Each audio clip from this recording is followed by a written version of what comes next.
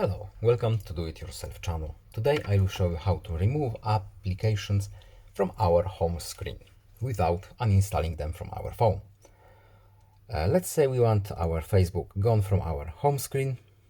We simply tap and hold and use the remove option here. Not uninstall, remove. And as you can see, Facebook is still on our phone, but it's removed from the home screen.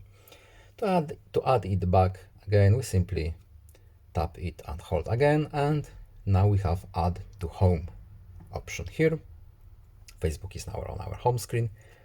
To move the application around our screen, we simply touch it, hold, and we can drag it where we want it to be. Let's see here. And that's all. I hope this video was helpful to you. Please leave a like and subscribe. Have a nice day and see you in the next video. Goodbye.